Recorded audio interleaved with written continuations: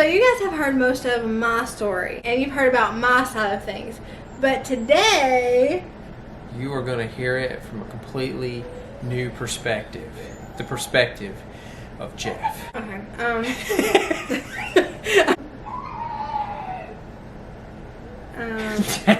was I gonna say? Prefacing, we're gonna get into some heavy stuff in this video. So if you got kids or something like that, it's not gonna be bad. Like no bad words or nothing. But no R rating. If you're familiar with my story, then you know that it goes a lot. It goes real deep. So just wanted to preface that because not everybody wants to hear stuff like that, and I want to give you the opportunity to click off and not be shocked whenever we get to a subject that knocks you off your feet. And if it does knock you off your feet, I apologize. Maybe get you some new shoes. Alright, so start it off, storyteller. Ah, yes. I am Ishmael. I'm done. I'm already done. Moby Dick, the very first line is I am Ishmael. I was hoping after we did Shane's dad's video that he would get on here and talk with you guys, but I didn't ask him. I didn't pressure him because I wanted him to do it on his own time if he even wanted to. And the other day he came up to me and he was like, "You want to do a video?" When are we going to do it? And I was like, "What?" He's like, "When are we going to do a video about my story?" And I was like, and he said my side of things, and I was like, you just made me sound like such a diva. Shane's already on break number 1. This is Diet Lemonade from Chick-fil-A. Their Diet Lemonade is so good. Oh my gosh. It tastes like their lemons were blessed by God. It's so good. Okay, where were we? We were didn't even start yet. Let's go. Alright, so starting from the beginning, we'll start from your childhood and then we'll make your way up to me, right? Yeah. Where do you want to stop? I guess we'll just stop wherever we feel like we're going to stop. Okay, you gotta stop looking at me like that. I can't do this when you look at me like that. I feel things. So how far back in my childhood do you want to go? When you were a fetus. It was dark. It was quiet. Okay, so things started out with my mom and my dad, and they had me, and unfortunately, like some other marriages out there, things didn't work out, and so my mom took me and raised me by herself as a single mom. Well, I was born in Texas. And then we lived in Kentucky. That part of my life I don't remember. I've got some memories of it's weird, I can remember things being little, 2-ish I guess. But my earliest memories come from being around 3. When we moved to Tennessee, we had family, but we didn't have a whole lot of family interactions. I had my siblings, which my siblings are much older than me. By the time I came around, they were pretty much grown and living their lives and everything. I've got 2 older sisters and 1 older brother. And my 2 older sisters, they lived nearby and they helped out. They helped take, babysit me and stuff like that whenever mom would work and everything like that. And I was relatively pretty close with both of them. My brother, he was already living his life and he was doing his thing, so I didn't get to see him a whole lot. Growing up, it was, even though we had family like my sisters, we did have my grandma who passed when I was around 3-ish, and I also had an aunt. But aside from that, it was mostly just me and mom for a long period of time. And I think that, she was doing what she could as a single parent, trying to,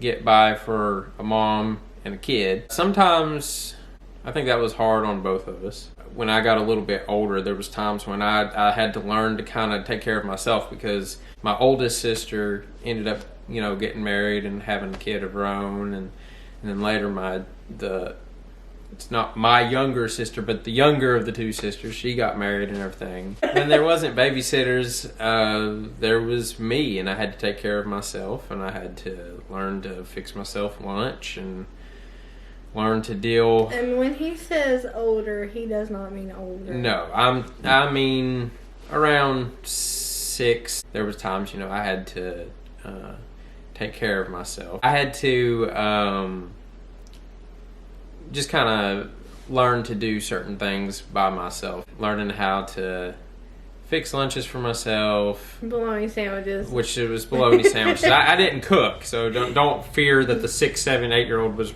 playing with the stove. I never touched the stove. Making sure that I did homework or, you know, whatever. I had to figure a lot of that stuff out and everything while Mom was working because, again, there wasn't anybody to watch me. So I think I quickly learned how to adapt. And that's always been kind of one of my strongest characteristics is I can adapt to things relatively pretty quickly. And I think that's probably where they came from. Look at us having a Dr. Phil moment. My older sister ended up getting married and having a son. And her son was 3 years younger than me. So thankfully, as he got older and we got closer, and even though he was my nephew, which is so funny when you think about a kid that's only 3 years younger than you, you're his uncle. Me and him, we grew up really close, and he was basically like a little brother to me. So me and him, we played outside, played video games, you know, played toys, whatever. We like super duper close. And that's who, like, even though I had my siblings and I love my siblings, that was my brother to me. I went to a school. The area that we lived in is a lot of farmish. It's kind of farmish out that way. So the school that I went to was kind of back in the country. Compared to a lot of other like elementary schools, it would be on the smaller side, but it was a good school. I had a lot of good memories from that school. It's actually shut down. I just found that out, or it was condemned. We found that out not too long ago. I didn't know that they had done that, but it was a good school. I started picking up a pencil and drawing, and I started learning of my love of art. And I'd just sit there and just have the time of my life drawing. That's really all you had to do. That's one of the skills I guess that I had to learn on the fending myself thing, was learning how to like occupy my time. Entertain yourself as like a 4, 5, 6-year-old. Yeah. And I think that's why like I'm not easily bored. Like I don't get easily bored. He can sit there with me and watch paint dry and he will just be enthused about it. Yeah. Nothing really bores me. I'll always find something to do. Country music. Country music bores me. By the way, did you guys know that country music is awful? Not. He's just mad I made him listen to it on the way home. When I'd be by myself, that's what I would do. I would get lost in drawing. And I mean, once I get drawing, I don't even realize 2-3 hours have passed. And, oh look, time for Mom to get home. Dr. Phil moment number 2. Look, we're making strides. I definitely don't recommend ever leaving your child alone. I was about to say, yeah, don't. Shane is downplaying it, and that's a trait of his. Yeah. Is his trauma he downplays, and it's really hard to listen to some of his stories and hear him kind of act like it was no big deal. I think it's just, it goes back to that whole adaptive nature, you know, like I just adapt to it. Doesn't mean that I liked it, but it's kind of one of those things where I really had no other choice, you know, so you have to adapt. I don't ever recommend that at all. Everybody to each his own, but I wouldn't leave my kids alone like that. Don't leave your 4-year-old at home alone. Yeah, I think about things that could have happened while I was by myself. There was times when kids would come to my door and I would go outside and I would play. And the river. We would play. So where we actually lived in a trailer park. And behind that trailer park was this big wooded area. We'd go running down in those woods, playing in the woods. The woods actually went down a hill that there was like a barbed wire fence. We would climb over the barbed wire fence, and there was a road, and we would cross the road, and then there was a big old river down there, and we would actually go play in the river. And I just think about how many times, like, I mean, I could have gone play. I mean, there was days I went down to the river by myself. There wouldn't even be kids. And, I mean, at any point in those days, I could have just fallen in the river and drowned, and nobody probably would have even known. I wasn't going to tell Mom where I was going. She would have busted my butt. I don't recommend ever leaving your kid. I can't imagine doing that. I understand sometimes you're limited on what you can and cannot do. As a child, you understand, but as a parent, it's hard. You can't. It's hard, yeah. In no way does this mean that my childhood was terrible. I didn't have a bad childhood per se. I had what I needed for the most part up to a certain point. But Come on now. I was like, wait a minute. We'll get to that. You see the downplaying thing. Yeah, we'll get to that. We'll get to that. But I think, too, that a lot of what triggers me now was masked by the mind of a child. Mm-hmm.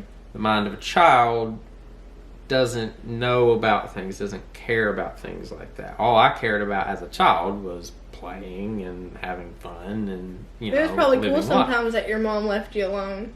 Yeah, until thunderstorms and you're sitting there hiding under a daybed. Like that's fun. Sometimes it would be pretty cool. My nephew's dad, he and my sister actually had split up just after like a couple years of being married and stuff.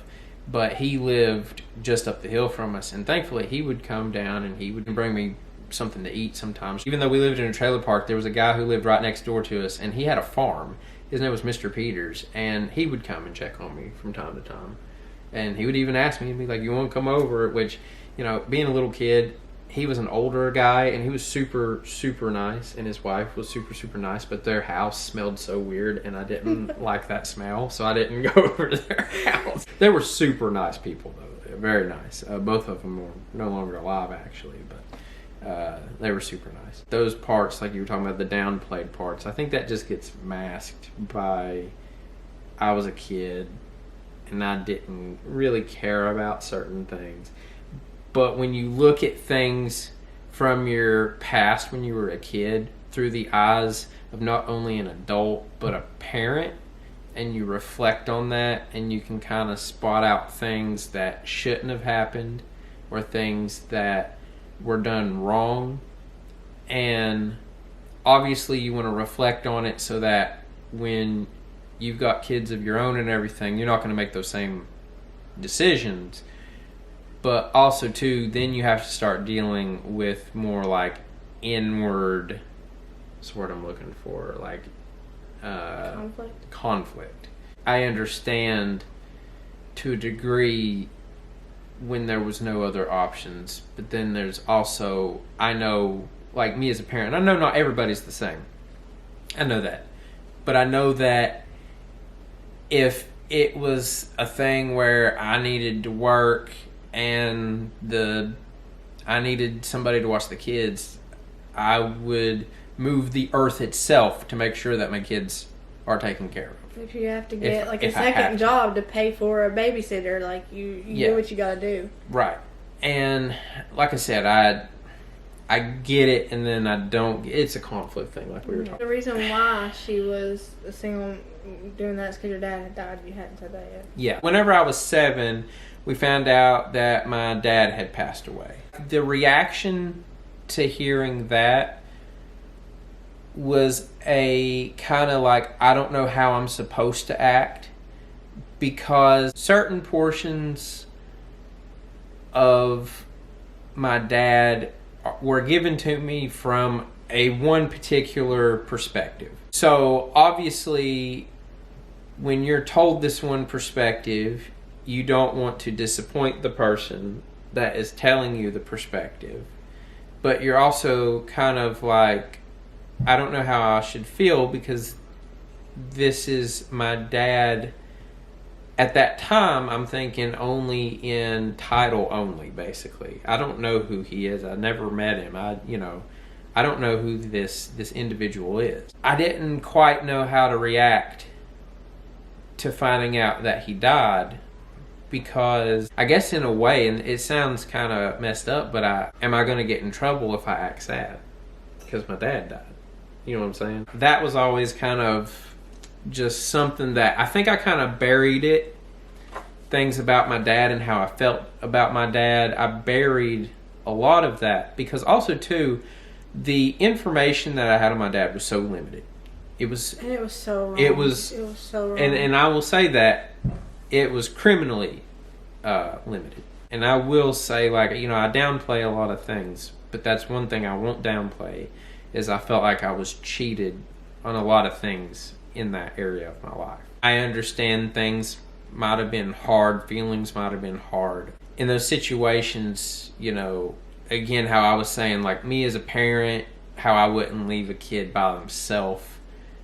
Me as a parent, you ain't going nowhere, but like if I was in that situation, I wouldn't try to poison my kids against you. You've never, and given everything that's happened, I wouldn't do in our marriage. He has never made me out to be the bad guy. That was confusing to a 7-year-old.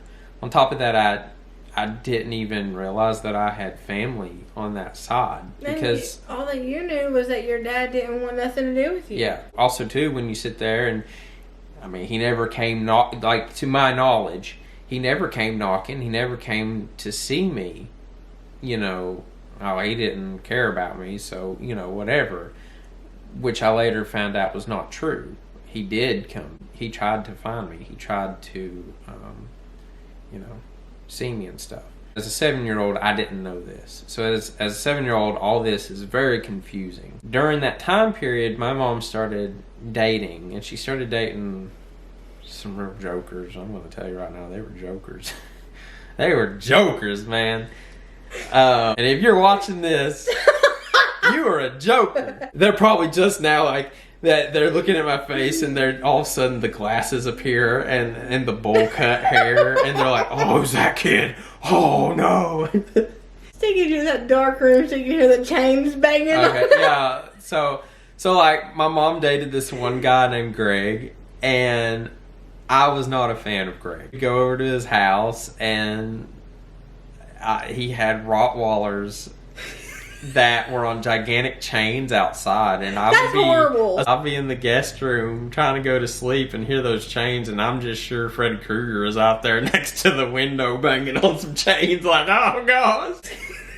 Wasn't a natural, like, he wanted to bond with me. It was kind of like, you know, I'm trying to get lucky with your mom here. Me and you, we gotta be friends type thing. And thankfully my oldest sister had a hand in breaking that relationship up. There was one in particular. I'm not going to go into all of them, but they just, you could tell that they had one goal, and that was it. And there was no family goal there, which, you know, I mean, unfortunately, that's where dating these days doesn't seem to lead, which should be where it leads. I mean, okay.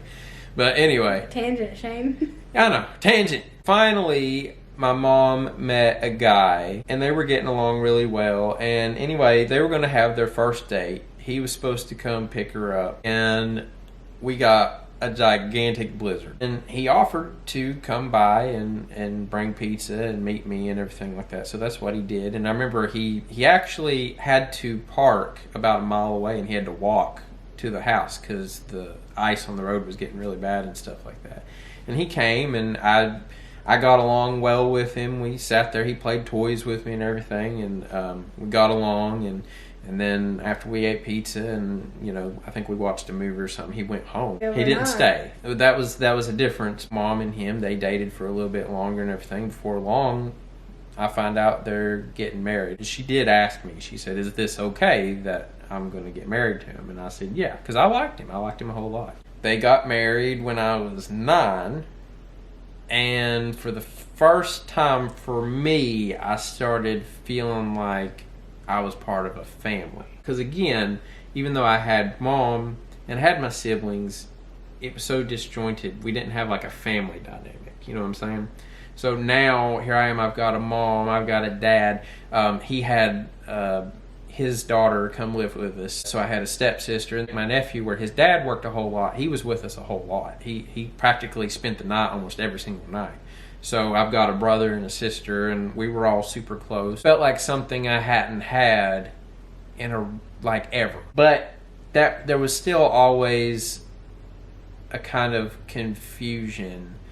Well, not a confusion, but kind of a I don't know quite how to act type thing. There was always kind of, I didn't know if I should call him Dad. And even when I talk to you, if you notice, he'll call them by his name, and then he'll call them by Dad. He goes back and forth. Those particular years were probably the best years in my childhood, because then we were having fun, we were going on vacations, doing all kinds of things, and it felt like things were really normal. 6th grade, my mom decided she didn't want me in public school anymore, and she wanted to put me in a Christian school. And again, adaptive nature Shane just kind of goes with the flow, but deep down I'm thinking, I don't want to go to a different school. I want to go to the school where all my friends are going and everything like that. And so I remember it was one of those things where you're smiling and saying okay, but inside you're like, I don't want to do this. Started going to the Christian school, which I ended up really enjoying. I went there for 2 years. There was a school that taught kung fu and karate, and I remember I loved going there. And then come to find out that the principal of my Christian school actually went there, and he started up a program while I was going to the school that I think Tuesday and Thursday we would go over there and take lessons, and I loved that. I was in kung fu and bojutsu for the longest time. By the 2nd year, I finally started feeling like, okay, things are normal. You know, I've gotten kind of implanted in this school. I'm getting along with everybody and stuff like that.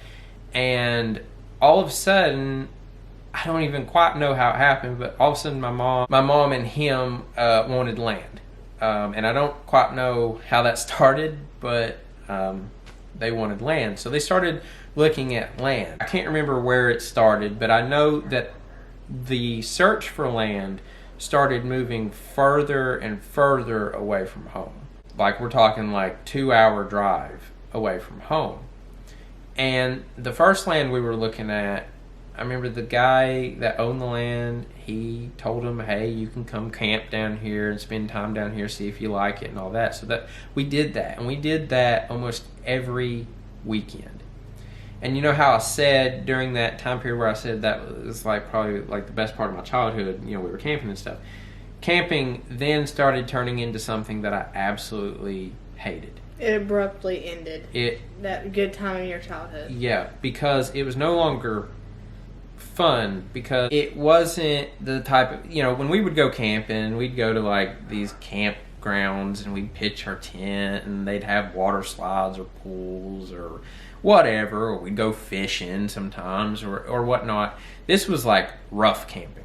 This was straight up back in the woods camping, which for some people that's heaven, right? But for somebody that's not used to that, you don't know what the heck is going on. It was to the point where we would have a fire and it was so black and it was so dark in that forest at night that if you walked away from the fire, you could not see anything in front of you. And as a kid, again, adaptive nature Shane is going with the flow, but inside I'm hating this. I'm absolutely hating this. I don't want to do this. And inside I'm also thinking to myself, I don't want to move. I don't want to leave. I don't want to leave my school. I don't want to leave my church. I don't want to leave my friends. But again, I'm just going with the flow. So we looked at that land for a good long time, and something fell through. And I remember when it fell through, I remember feeling relieved. I was like, okay, this means we're staying, we're not leaving, it's over. But it wasn't over, because then they were looking at land that was even further away. And we came to this land, and somehow they worked it out with this person to let us camp on this land for a while. So weird. It's weird. Is that not? That's it's really so weird. At this time point, when we started camping there, it's getting cold. We're not talking about camping in the summer. We're not camping in early fall. We're now camping in the winter. We're not talking about, we go camping only on the weekend. We're camping 4 or 5 days straight. And it's every week. And I'm tired of it. And I'm starting to develop really hard feelings by this point, because I don't like this. I don't mind having fun. I don't mind camping and all that. But by this point, I don't want to do this anymore. We would literally go as soon as I got out of school on Friday, and we would go straight to Walmart Supercenter, which this was like the first Walmart Supercenter at that time. At this time point, there was still Walmart department stores. But we would go get groceries, put it in a cooler. Problem is that in between time of leaving and going to school, sometimes we would literally leave at like 3 o'clock in the morning so I could get to school in the morning. And I would smell like complete campfire smoke. I feel nasty because I didn't get a shower. It was miserable. We were camping there a whole lot, and I kept thinking in my head, okay, this is going to fall through just like the other place. But it didn't, and they ended up actually buying the land. And they started talking about what we were going to do. And the plan was that the trailer we lived in, they were going to move it down there. They moved the trailer with all the stuff, by the way, in it. They literally, you're hurting me. You're hurting me. They literally moved the trailer with everything in it. And when I tell you, like, we had to go in 4-wheel drive. Shane wouldn't even drive up that hill whenever I was pregnant with Colton because he was afraid that it would hurt Colton. It's like this. We had what was called the baby route. The baby route. He did a baby route, and he mapped it out so that me and Colt would be okay going up the hill. This thing is a straight shot up. It's a stoop thing. To this day, I still don't know how they got the trailer. It is rocky as all get out. I mean, we got stuck. I don't know how many times. Oh, I got stuck all the time. Yeah. They didn't prepare for this move. And what I mean by that is they built the money up to, start paying for the land. They built the money up to move, but that was where it stopped. So when that trailer was set on that hill, there was no electricity. There was no water. And there was no electricity for several months. And then there was no water for at least a year. How we got water was there was actually, in a nearby town, there was like a spring. I mean, we filled up tons of that water. And that's what we would use to cook with. That's what we would use to shower with. And it was miserable. In that time period, I was becoming very resentful. I felt literally alone. My dad, he would either have a job nearby or he would be on the road. We got to a point where he was on the road all the time. So then again, it was back to how it was before I felt normal, where it was just me and Mom. But things had radically changed. Things had drastically changed because at this point, I'm no longer adaptive. At this point, you're burnt out. I'm burnt out and I'm feeling angry. Mom enrolled me into another Christian school, and it took me a while to really get on board with this school. I made friends. It wasn't the kind of friends there for a while. It wasn't the kind of friends where I was going to their houses or playing with them or anything like that. It was like we're friends at school, but after school I go back home and there's nobody.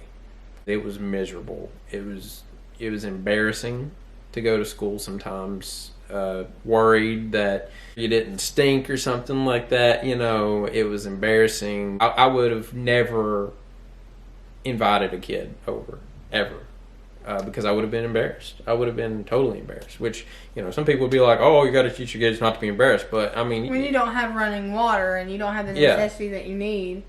Yeah. And... that's a different ballgame. And that, when I tell you that land, I mean, it's quiet. You can ask Merina, it's quiet out there. It's almost like, you remember we watched that movie about that guy that had to stay on the lighthouse? And remember how they told him, you have to be careful because you'll go crazy out there. Like, I could literally say, if somebody lived out there by themselves, they would go crazy. The only thing you would hear every now and then is the train. Or the wind. You would literally hear the wind. It would sound like the trailer was just going off the...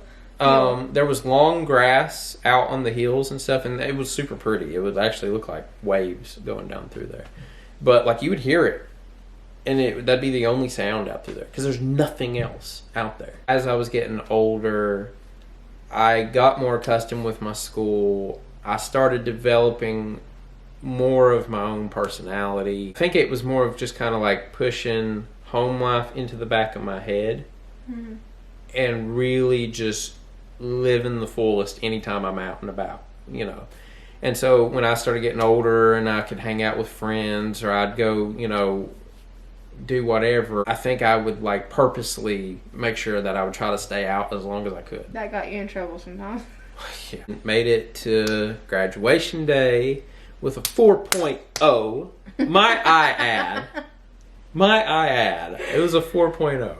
Right before I graduated, I got my first job. And when I got my first job, that was when I started getting a bit of freedom. I was able to finally start dictating when I'm out, how long I stay out, what I do. I'm making money. I'm At this point, you're how old?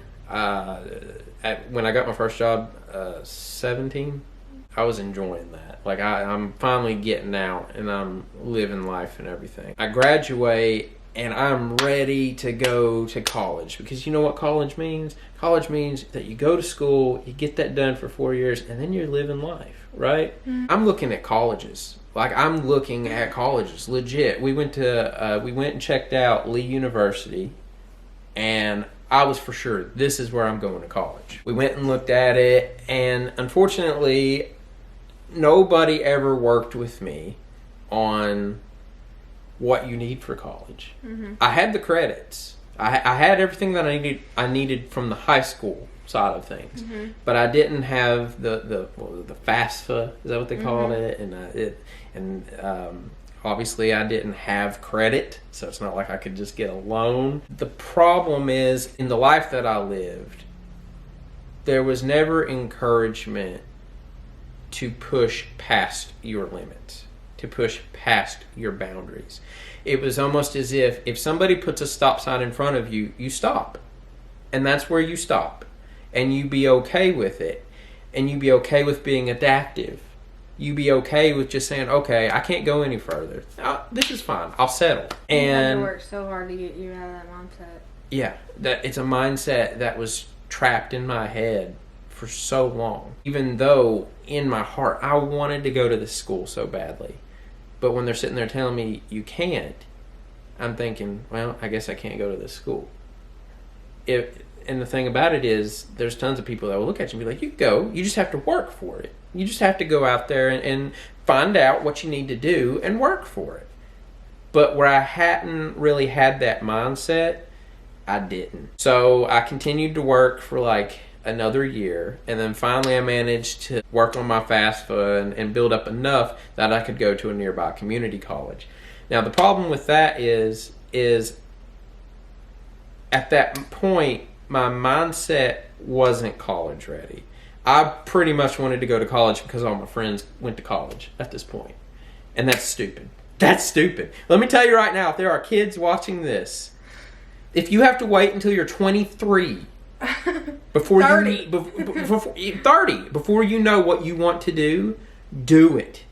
Do not go to college on a whim. Do not go to college on a half idea. There's so much debt. And it's not just debt that it's crazy. It's debt that keeps growing and growing and growing and growing. I didn't know what I wanted. I kept going back and forth on what I wanted to do. People need to know that you can do anything. You can push past your limits, but you also need to be a realist about things. So sometimes there was things that I wanted to do, but realistically, at this point in life, they're not gonna get you by. You can do it, but that might not take care of you. It was so funny because I remember the advisors telling me like, oh, you need to take this math, you need to take this science, you need to take this social studies.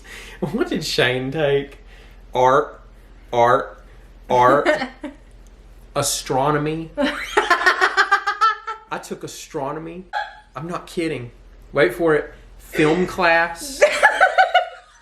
I took a film class. I took 2 film classes, actually. I kid you not. Almost going to join a literary thing at one point. I know this from experience, is I want my kids to pursue what they want to be, but I also want to be there and help them learn focus. Yes. Because if they're not focused, they're going to see this, and when they finally get the chance to pick, it's going to be so overwhelming, and they're going to be class, astronomy, exactly. Art. Majors can change, and that's normal. Yeah, that's fun. Realistically, astronomy, art, and filmmaking class. It was all over the place. Where I had felt trapped for all those years, I was in a mindset that I was just in the moment. I wanted to just live in the moment. So even though I was going to school, I wasn't focusing on school. It was almost like a thing that I'm doing. You know, I'm going out and hanging out with friends. I'm working. I'm, being stupid. Going out and being a stupid teenager. Ignorant. Absolutely ignorant. Absolutely ignorant. Dumb. Yeah. And when she says dumb, I mean, I was dumb. I had no focus in life. Like, there was zero focus. And then, get this, MySpace comes around. You see where this is going, right? I think you guys know where this is going. MySpace comes around. And I get on MySpace, and I'm part of this MySpace community. MySpace was cool. It was the best. This one stalks me you style. What? I did not. How'd you find me? I was sitting with a friend, and a friend of that friend had him on her friends list. And no, in the comments. You were in her comments. Mm. And I was like, oh snap, I'm in trouble. He was literally eating his shirt with a six-pack showing. Like, I had a 6-pack. I was in trouble. Like, I was in so much trouble. So I literally remembered his name, got on my computer, looked him up, and sent him a friend request on MySpace. Yeah. I was adamant. But I played it cool too, so I wasn't going to act like I was thirsty. I was just she saw this oasis and she was parched. I played it cool. Parched. I sent him a friend request, but I did not send him a message. So anyway, she sent me the message. I didn't send you a message. You sent me a message. I sent you a friend request. You sent me a message. Okay, while maybe I I was sent you a looking through message. your pictures. Maybe that's it. And so anyway, you gave me your number. I asked for your number. You gave me your number, and I said, if you want to talk to me, you text me, and I gave you my number. Yeah, that was you said, so... You said, if you want to text me, here's my number. And I said, if you want to talk to me, you text me. I was playing it cool, but I was like, oh, come on now. She was dating a guy, by the way. I forgot.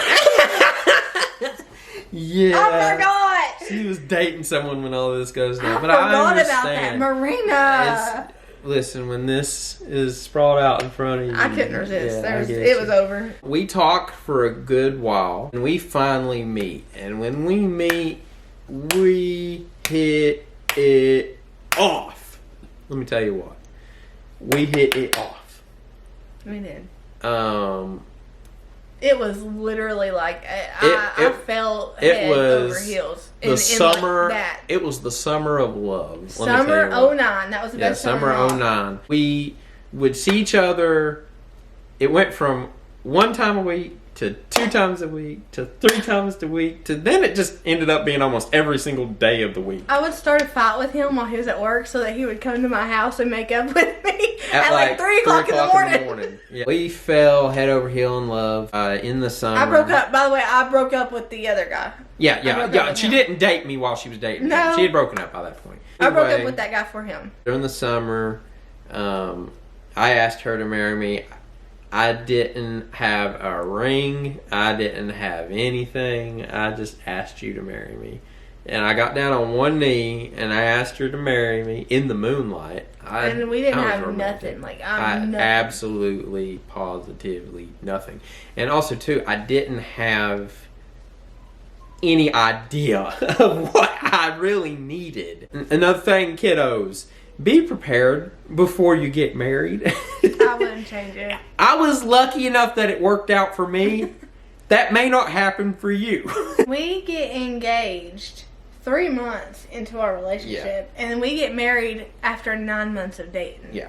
That's how fast it was. It was not 9 months because of a baby or anything like that. I got pregnant with Colton right after we got married. I got pregnant with Colton in January 2010, and we got married in December 2009. And we basically got married in secret. The only people that knew of our marriage was me, her, and Nan. And that was it. And Nanny kept that secret. And it was one of those things. I don't know what we were planning. I don't know what we were doing.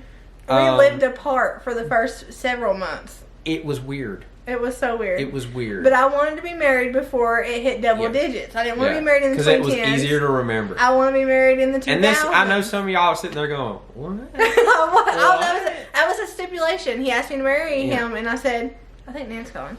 And I said, I will marry you in the 2000s, but I will not marry you in 2010s. Yeah. So I want to marry you before the 2010. We knew we wanted to be together. We knew we wanted to be married. We knew what we wanted. But me, anyway, where, again, limits are at limits, I don't know what to do. And so I feel like a lost little sheep. I'm 18 at this point. He's 21. Yeah. We're 3.5 years apart, but mentally we're on the same level. Yeah. Well, I'm a little bit more mature. You know it. You said it earlier. Oh, we didn't know. And thankfully, this is where I always say, you know, I was talking about earlier about how whenever I was a kid, things could have happened whenever I was by myself and everything. But I've always said that I always felt like God has always taken care of me. Mm-hmm. Always. I'm talking things that should have gone awry, He always prevented. Always. And even whenever I was in stupid mode, teenager mode, things that I should have gotten in major trouble for, or I was kept out of trouble constantly. And it was one of those situations where I didn't know what to do, and God's like, you know what? I'll take the wheel right now.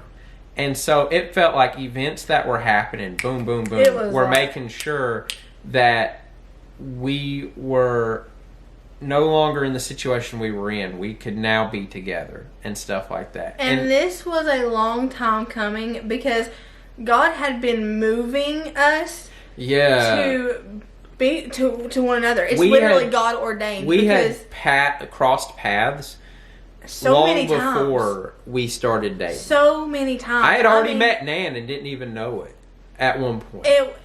It was wild. It was literally in different counties. I mean, every which way, God was literally moving the puzzle piece to where we would finally meet. And when we did, it was like, boom, fireworks. Like, you just knew. Hello? Hello, Mama. Hi, baby. I'm at the toilet factory right now. You're at the toilet factory? What? You're at the toilet factory? Yeah. I gotta tell you, when I was on the trampoline, I sprained my foot. Are you okay? Yeah, I'm okay. You just need to soak it. Okay, we'll soak it when you get home, okay? Oh, Mama, guess what Jolie did to me? I didn't mean to. Well, it hurt. I'm so sorry that happened to you. Are you ready to come home? No. Hey, Colton. Hi, Mama. Hey, baby. What you doing? I'm filming. What are you doing? Where I was of that mindset of, like, not pushing past limits and everything, this also created me to not move when I need to move. God pushed. He knew that, like, in order for us to have a marriage, in order for me to become, like, a husband and for you to become a wife, like, we had to push ourselves into that situation. We finally, within 7 months after getting married, we had our first apartment. I think that was about right? We had our first apartment. By this point, Colton was going to be on the way in about 3 months. So we finally got our feet down on the ground and we started to move. I have lived outside my house. This is the first I've lived, independently with you like that. This is brand new. This is brand new for you. I was 18. Not to mention you had a baby in your belly, and even though you were so ecstatically happy about it, it's still a scary thing. Oh, I was ecstatic. I wasn't scared. I was not at all. No. I wanted Colton so bad. We live in our first apartment, and it's the usual first year of marriage. We don't know what we're doing. We don't know how to cook. We're burning We don't know everything. how to budget. We don't know how to do anything. We're awful with time. Our neighbors hate us. Our neighbors hate us. It's crazy. And then Colton comes, and that was a learning curve. We are learning how to be parents when this child comes. That was wild. You gotta remember, where we're so young, I'm in that mindset of, if somebody looks at Shane, I'm ready to fight. So, now, if somebody looks at him, I'm like, if you can catch him, you can keep him. If you can catch him, you can keep him. If you can catch him, you can keep him. Yeah. Back then, I would have thrown hands. I would have went to jail. Yeah. Like, no worries. I would have went to jail. But we were definitely young. we were young, and stupid, and we were immature in a lot of ways. But I will say that even though we didn't know what we were doing, we made sure that Colton had what he needed, had everything, that he needed. We would go hungry sometimes to make sure Colton was fine. That was one. That was, I think, the first stage of us transforming into who we are now. Poor little Colton, he had to be the guinea pig for that, and you have terrible, so good, though. You have terrible parents' guilt with stuff like that. He turned out so good. But he turned out really good. He's a good little fella, and all of a sudden we find out that there is a second child on the way. We're still learning what to do with the first one, and here comes a second one, and nobody told us how you get pregnant. Dang it, why do we have to shake hands? By this point, we were starting to get the hang with Colton, but then we started noticing things were vastly different with Cameron. Not at first. He was actually completely normal, hit every milestone on time. He went in for a routine visit. He went from my talking, babbling, crawling, smiling baby to rolling and scooting on his stomach. He couldn't talk. He wouldn't look you in the eye anymore. He didn't learn to walk until he was 3. I had heard the word autism. I didn't know what autism was. And it was scary. Thankfully, through the years, we've watched that kid do exactly the things they said that he would never be able to do. At his own pace. At his own pace. We saw little pieces of our baby come back. Yes. Right after him, it's where everything kind of started getting messed up. Yeah. We went through a period where she had gone to school, and then she had gotten a job after school. And at that time period, we were at this thing where, okay, we got 2 kids. Nan could watch the kids from time to time, but we couldn't afford a babysitter, so I was staying at home. And during that time period, both me and Rena were moving away from the positions that we were supposed to be filling at that time point. I was getting more and more used to being home, and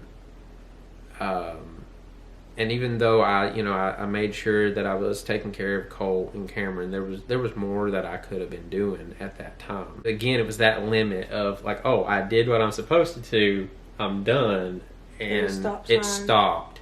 And I didn't realize that there's more to do than just that. There's more that you have to do on a physical level, yes, but also on an emotional level, on a supportive level, on several levels. And I wasn't fulfilling that role the way I should have. While that never gives justification for things, I think that was one thing that played into when you were going down your path. And when Rena was going down that path of, she's talked about it before, of, when she was going down her path of being unfaithful. I saw it as, oh, how could she do this to me? I felt like the victim. And again, while that is not justification for what she did, and that's not what I'm doing at all. You were absolutely the victim. You're downplaying it. But what I'm saying is, again, it doesn't justify what you did. But I think there was things that I probably could have done to prevent certain choices. I was the one that was going out and working because in my area of work, I made more money than he would make at a factory, on retail, whatever it is, because he worked in a lot of factories. We put it together and we were like, okay, it's not going to make sense for him to go to work and me to stay here if I could make this much money, and it'd almost be double what he makes. Yeah. So that's when it started, and our family was growing. We needed more money. Things were expensive. We didn't know how to manage money. We were stupid when it came to money. So I was, honest to God, working 16-hour shifts 7 days a week, nonstop. Yeah. She was working her literal butt off. And it is so easy to get... It's so easy to get into the mindset of you are who you are outside of the home. It's almost as if work is your home now. When you spend more time somewhere, that kind of becomes where your home is, kind of. And while I always made sure that my kids were taken care of, Always. I didn't make sure that he was taken care of in an emotional level. He had everything he wanted in regards to, like, bills being paid, you know, all sorts of stuff. But emotionally, I was so tapped out, and I was away from him for so many hours of the day. I became another person when I stepped out my door. We entered a time period that was so up, down, up, down. Whenever I say I was a bad person, and you guys are like, oh, Merina, don't say that you weren't a bad person. I was a bad person. I was a mean person. I was horrible. I think people think when I say that I was unfaithful that it happened once and Shane forgave me. This was years and years and years. I spent more years of my marriage being unfaithful than I have being faithful. That's how bad it was. And it was over and over and over. The same cycle happening over and over again. And, you know, it's one of those things where, like I said, I didn't understand why it was happening. And I was like, what in the world? You know, what is going on? Yeah, you were tapped out, but you were tapped out because you were working your butt off. You were out there working your butt off. You know, I mean, you... Plenty of people do that, though, and they don't go and be unfaithful. Again, I'm not justifying. What I'm trying to say is I'm understanding what is a catalyst. We went through a really big scenario. It was a very, very big scenario. So the days leading up to this scenario were heavy. They were not good between us. I didn't know what was going to happen. And then the scenario happened. And when the scenario happened, Rena kind of had like a light bulb come on and was like, I don't want this. And it was traumatic. It was so traumatic. I came home squalling. Shane knew exactly where I had been, exactly what I was doing. When she had left that day, I was both sad and mad. I didn't know what was going to happen. But when I saw her come through the door and I saw the tears come down her face, the only thing I thought was like, that's my baby and she is hurt right now. I didn't feel any transgression towards you or anything. The only thing I felt was like I like you were upset and you were hurt and everything like that, and that hurt me in turn. I forgave you and we moved on. But the problem, the cycle hadn't been broken, and we had similar instances happen for the next several years. And we went through a time period. This was after the girls were born. I guess I didn't go over the girls being born. Well, I was in the smack dab middle of my horrible life when JC and Jolie popped in. And I think that was God, because when they popped in, while I didn't stop after they were born, I didn't stop being that terrible person. That was the moment that kind of, it was it had all been uphill, but then it started going downhill. You know what I mean? Like it was starting to level out, and I was starting to really realize I was starting to mature. My heart was slowly changing, but it wasn't overnight. The one thing that I've always been appreciative that you always, and I will sit here and say this, is no matter what may have happened, you were always truthful with me. And I think that's horrible. And we disagree on that, because he says that that's a good thing. And I just see myself not caring so much that I didn't care to lie. The girls were toddlers. We went through a really rough patch during that time period. But I've always said that during that time period, that was training time for me. Because it was in that time period that I started working out a prayer life with Jesus. It was no longer like you go somewhere and you do Jesus, like it was getting to the point like I was talking to him like he was there in the room with me. I was praying constantly, and I was constantly praying for her. I was constantly praying for our marriage. For 5 years? Yeah. 5 and years. We went through a really rough patch, but I was praying up a storm, and I did not stop praying. The mindset that I came to, years later, I was at work. I was working, and there was this guy that I was working with, and he came up to me, and in a very just kind of, he may not have meant it rude, but it came out rude. He looked at me and said, "Yeah, I've heard about your wife. If my wife had done that to me, I wouldn't have stuck around. Why did you stick around?" Like we wasn't even having a conversation. It like kind of just came out of the blue, and I just kind of looked at him, and I remember like at first in my mind I'm wanting to pop off, and I want to be like, "Dude, are you really going there right now?" I didn't even know this guy that well. Then I had an epiphany, and it was this mindset of, well, look, and I told him this. I was like, if I can do all the bad things in life that I have ever done, whether I've lied, whatever I've done in life, and I can go to Jesus and he forgives me, and I could go do that stuff again, and I go to Jesus and he forgives me, and I could go do it again, and I could go to Jesus, and as long as I have a true repentant heart, and I'm saying, "God, I'm sorry," he will forgive me. Why can't I do that for my wife? We are supposed to be like Jesus.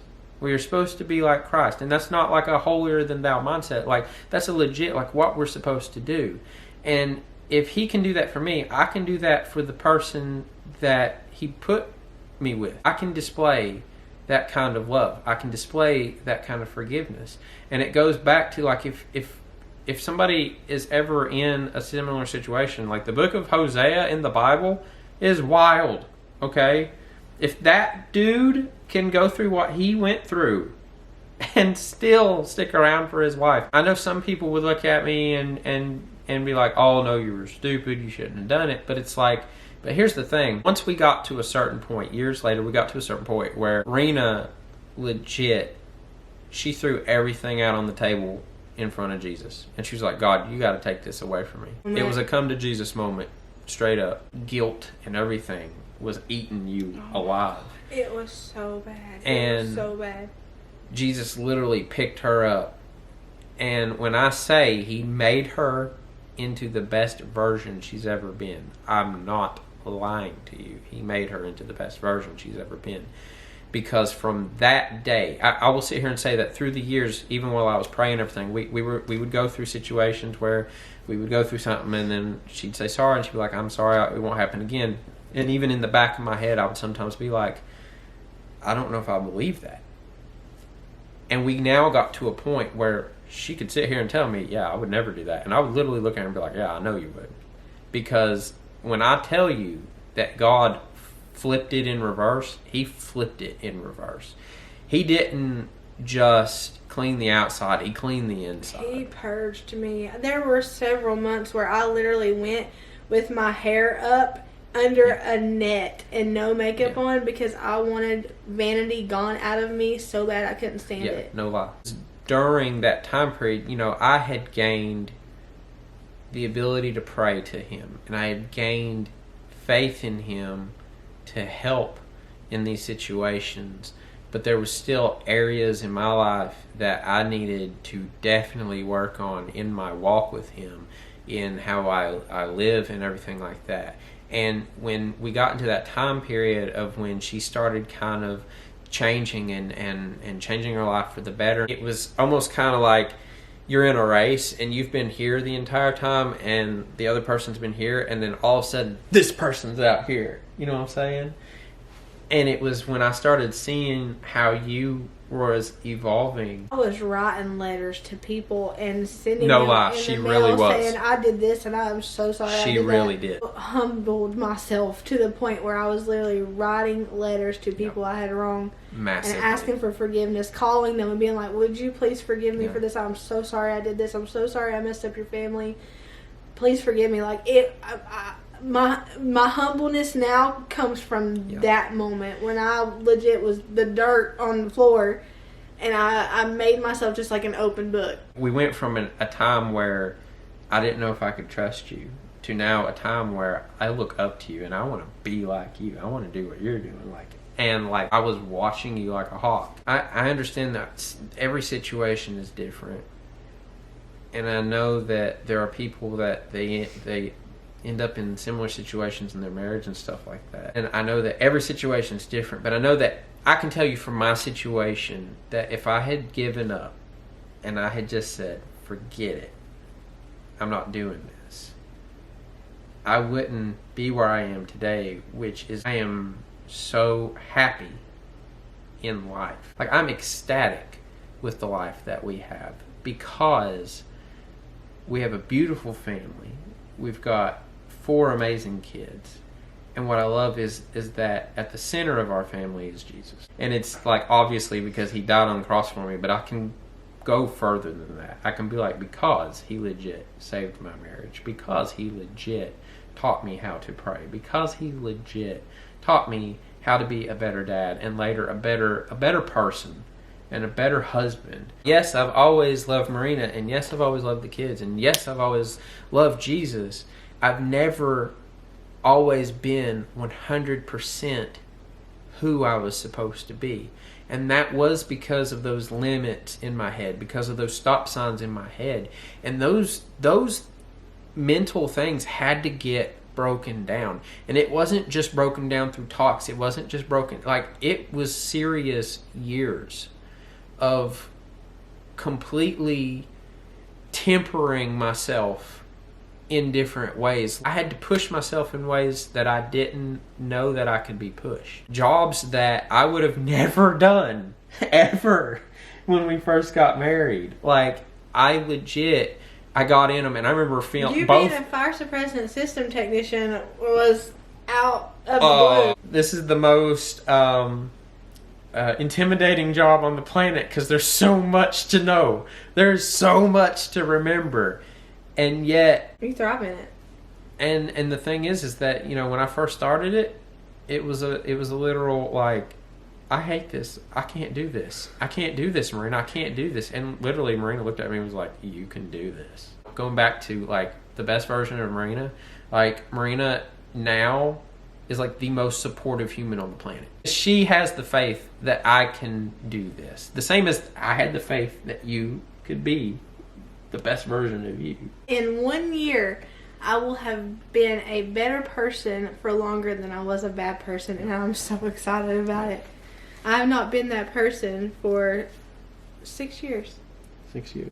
But the thing is I have to be willing to put the work into it. I had to gain confidence in a lot of things. And through fire suppressant, through building things, through all these different things that I've done in life, it's built my confidence, and I started to slowly realize I am capable of doing whatever I want. 6 years.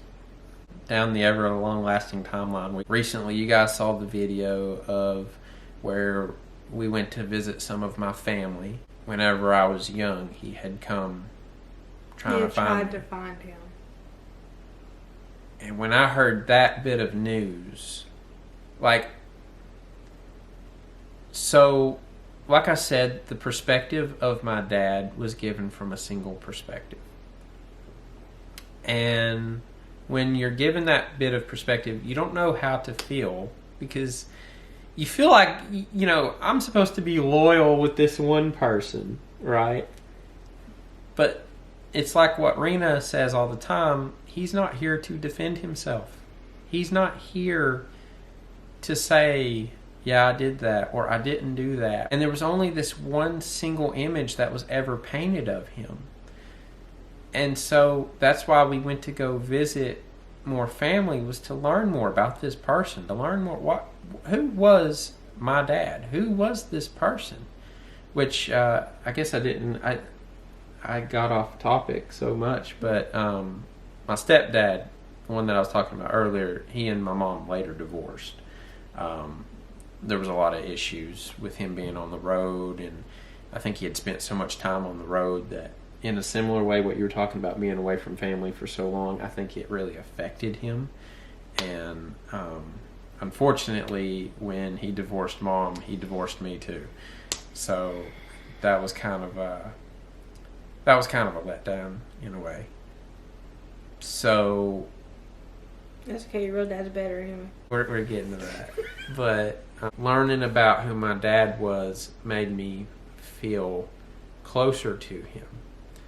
And then finding out more about him, which, you know, my family, they were up front on the negatives, but what I loved about my family is that they didn't stick on the negatives. They also stuck on the positives. At the end of the day, my dad was a person just like me, and just like you, and just like her, and just like how we make decisions. We make good decisions, we make bad decisions. The thing that I learned about him is that he legit loved me.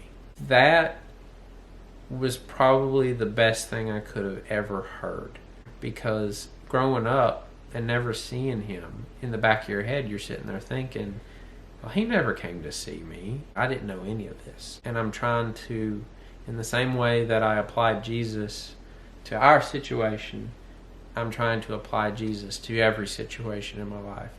It doesn't mean that I'm successful always, but I'm trying to do better.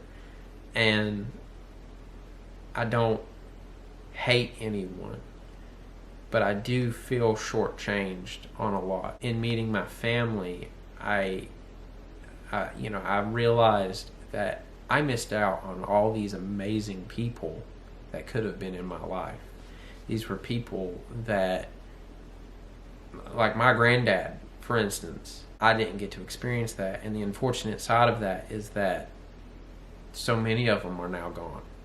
In fact, I lost another aunt recently that I never got to meet.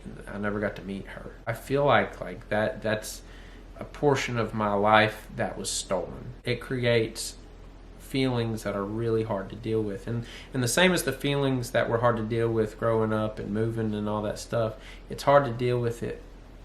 But thankfully I had a training period of learning how to pray, trying to learn how to forgive. And that training period has helped with this portion of my life. At the end of the day, I don't want to be a grudge-bearing human, because all that's going to do is make me miserable.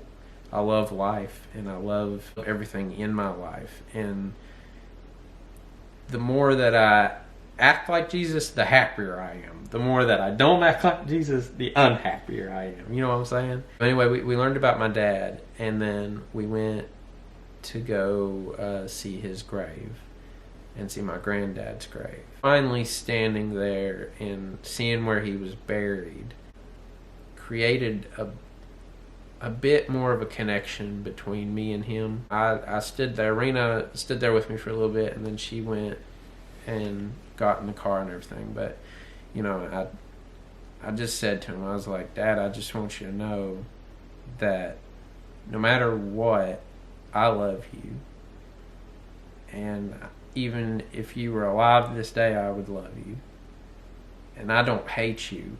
Perspectives are not going to make me hate you, because you never did anything wrong to me. You only ever loved me.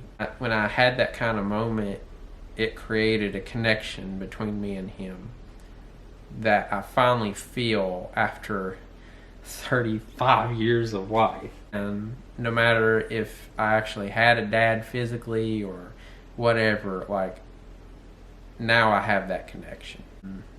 Yeah, that's my story.